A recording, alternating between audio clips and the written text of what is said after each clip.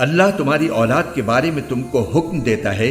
کہ مرد کا حصہ 2 عورتوں کے برابر ہے، اور اگر صرف عورتیں ہی ہوں 2 یا 2 سے زیادہ تو مرنے والے نے جو کچھ چھوڑا ہو انہیں اس کا 2/3 حصہ ملے گا،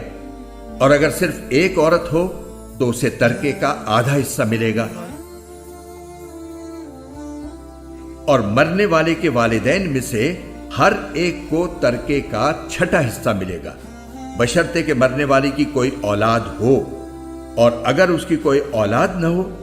اور اس کے والدین ہی اس کے وارث ہوں تو اس کی ماں 1/3 حصے کی حقدار ہے۔ ہاں،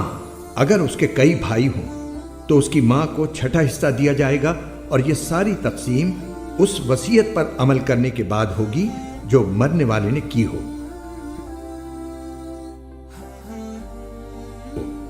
یا اگر اس کے ذمے کوئی قرض ہے تو اس کی ادائیگی کے بعد۔ تمہیں اس بات کا ٹھیک ٹھیک علم نہیں ہے کہ تمہارے باپ بیٹوں میں سے کون فائدہ پہنچانے کے لحاظ سے تم سے زیادہ قریب ہے، یہ تو اللہ کے مقرر کیے ہوئے حصے ہیں۔ یقین رکھو کہ اللہ علم کا بھی مالک ہے، حکمت کا بھی مالک۔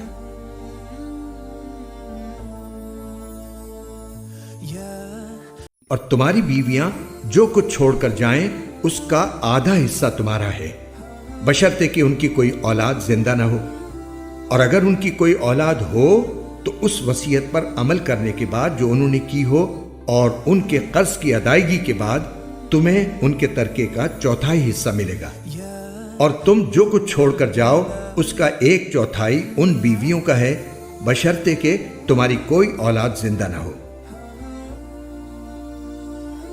اور اگر تمہاری کوئی اولاد ہو تو اس وصیت پر عمل کرنے کے بعد جو تم نے کی ہو اور تمہارے قرض کی ادائیگی کے بعد ان کو تمہارے ترکے کا 8واں حصہ ملے گا، اور اگر وہ مرد یا عورت جس کی میراث تقسیم ہونی ہے ایسا ہو کہ نہ اس کے والدین زندہ ہوں نہ اولاد، اور اس کا ایک بھائی یا ایک بہن زندہ ہو تو ان میں سے ہر ایک 6 حصے کا حقدار ہے، اور اگر وہ اس سے زیادہ ہوں تو وہ سب 1/3 میں شریک ہوں گے، مگر جو وصیت کی گئی ہو اس پر عمل کرنے کے بعد اور مرنے والے کے ذمے جو قرض ہو اس کی ادائیگی کے بعد، بشرطے کہ وصیت یا قرض کے اقرار کرنے سے اس نے کسی کو نقصان نہ پہنچایا ہو۔ یہ سب کچھ اللہ کا حکم ہے، اور اللہ ہر بات کا علم رکھنے والا بردبار ہے۔